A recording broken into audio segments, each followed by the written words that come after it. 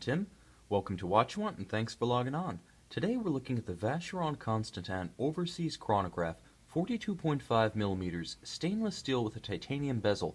This watch, also known by the nickname Deep Stream, is the sportiest version of Vacheron Constantin's sportiest watch. Now you can see on the wrist at 42.5 millimeters, and that's just the narrowest point straight across the case. This watch has immense presence, size, and stance for a Vacheron Constantin. Now this is a brand better known for its dress watches, and when it went all in with the Overseas Chronograph, it wound up creating a watch that in many ways feels on my 6 1/3 16 centimeter circumference wrist almost like the 42 millimeter Royal Oak offshore chronograph. And a big part of that is the combination of the broad, almost cushion-shaped case with a conforming, semi-rigid leather strap that leaves no seam between the lug hood and the strap itself. It's aesthetically beautiful, and it gives the watch a lot of substance on the wrist. It really feels quite broad. It has a lot of shoulder, and I'd have to say that that's the defining trait of the watch. It wears bigger than you expect. It's very thin, at no more than 12.5 millimeters thick.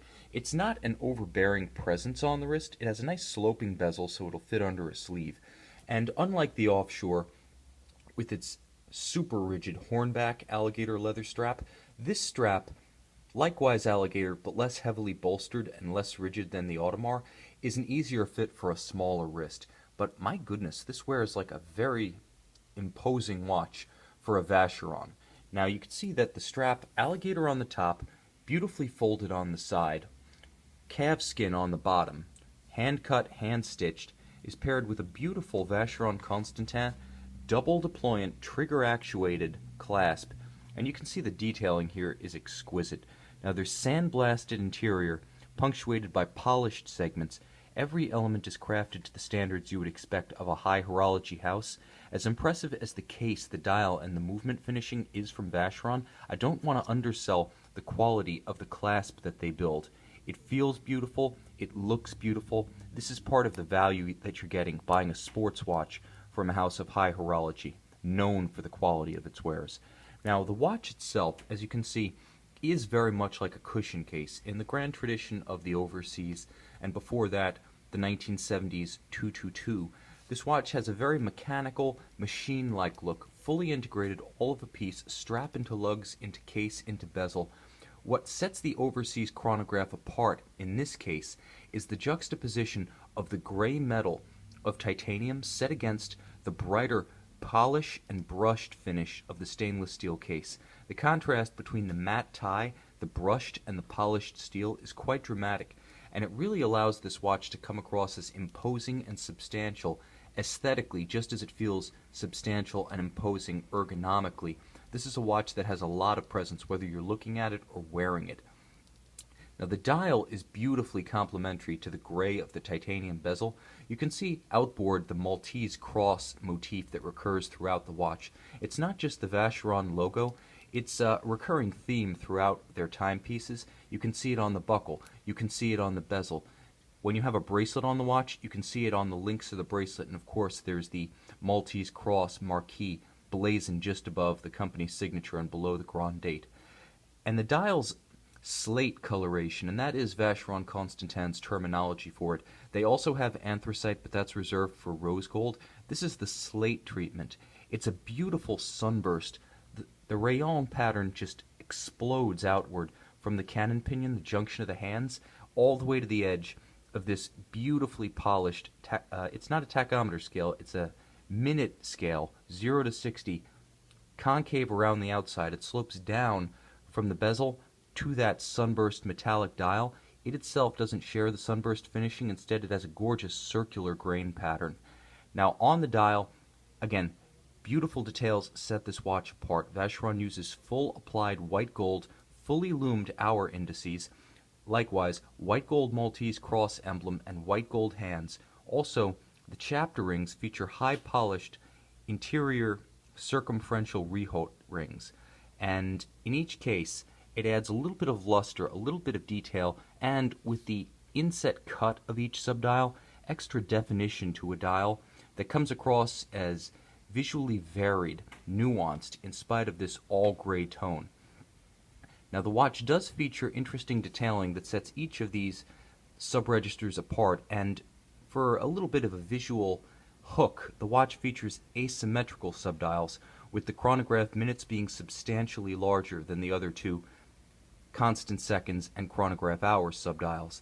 Vacheron does modify the basic Piguet caliber in the watch to include a grand date complication at 12 o'clock, and for those who are interested in the finer points of high horology, it does feature a jumping minute subdial. So every time the chronograph seconds hand crosses the index at 12, the minute indicator does jump. It doesn't progressively transition, so it makes for an easy read. You just read the minutes, then you read the seconds, and you have the full indication. Now the watch, as you rotate it over, has a very finely finished case with a lot going on. There's the matte finish, the sandblasted texture of the titanium bezel, and then there's a brushed finish on the top of the case and the hoods of the lugs. Now there's a hand beveling that's high polish that segues into polished flanks on each side of the case, and the crown, well, it doesn't have a bulky crown guard. It does have a little bit of a shoulder that is itself brushed, curves down and around the side of the case. Beautifully done. This is a very nuanced treatment of a gorgeous sports watch. Sporty to be sure. It does have 15 ATM water resistance. Now 15 ATM comes out to 400 feet, which means it leads Vacheron Constantin's line with the highest degree of water resistance they offer, and the company does explicitly approve underwater swimming with this watch, while noting it's not a dive watch. It is suitable for use in the pool. It is suitable for light snorkeling, shallow scuba diving. It doesn't conform to the international definition of a dive watch. It doesn't have a rotating bezel, but the bottom line is, for all practical intents and purposes, with the screw-down pushers, you're getting just as much hermeticity as you would need for any normal amateur use in terms of water sports, aquatic recreation. You're good to go. You don't have to worry about this one. And with that theme in mind, protection, Vacheron Constantin also gives you a fair amount of shielding against the slings and arrows of modern high-tech homes and offices, because the Vacheron caliber 1137 inside the case is uniquely protected by a soft iron Faraday cage. Now what this does, much like the Rolex Milgauss, is it encircles the movement and actually channels magnetic fields around the movement itself. It's not diamagnetic, it's paramagnetic, so it actually grabs and holds the magnetic fields, channeling them around the movement with its sensitive ferrous metallic portions, like, for instance, and most notably, the hairspring, which, if magnetized by a powerful subwoofer, wiring loom, home or office computer, could alter the timing of the watch. So Vacheron gives you outstanding water resistance and a second degree of resilience in the anti-magnetic shielding. Now I get a lot of questions about the casebacks of solid caseback watches, and oftentimes there's nothing of interest back there. Vacheron Constantin does feature the Overseas logo, the full-rigged ship, and it is a tribute to Vacheron's long-standing association with the North American continent.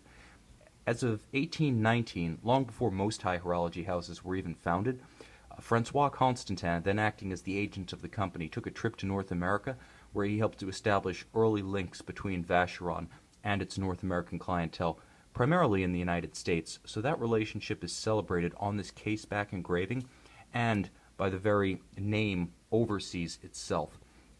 Now the movement inside, the one behind that sailing ship, the one shielded by that magnetic shell, it is the Vacheron Constantin 1137 chronograph caliber, and it's based on the 1185 caliber from Philippe Piguet, also known as the exact same caliber featured in the Audemars Piguet Royal Oak chronograph.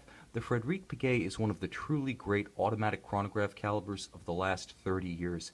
Developed during the 1980s, it was one of the first to combine automatic winding with a column wheel function selector. You can hear the crisp snick when you actually stop the chronograph, and then likewise there's a snick and a tactile response through the pusher when you start it again. That's what the column wheel brings to the table. Harder to tune, harder to build, more expensive to execute.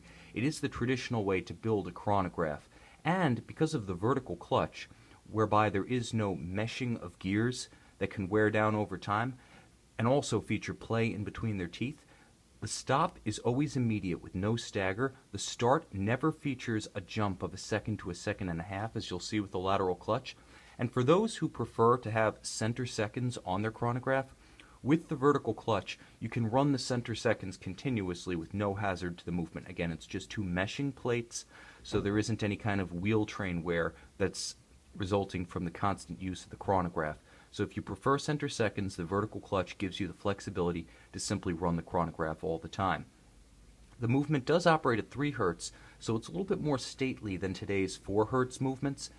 Because of the quality of the finishing, as well as Vacheron Constantin's own modification to the movement, the accuracy is superb. Adjusted in multiple positions, the watch features a 40-hour power reserve and unidirectional winding to top it off. Now, Vacheron Constantin does finish it to its own standards, as well as fit that Faraday cage and modify the movement to include this double-digit grand date. So Vacheron does take the Piguet movement and make it its own. So there's a lot of manufacturer content even within the customer caliber itself.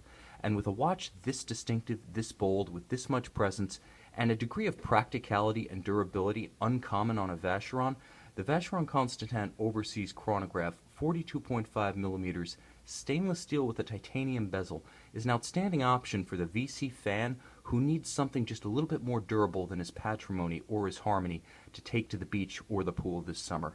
And if that sounds like you, then this Vacheron Constantin Overseas Chronograph just may be the watch you want.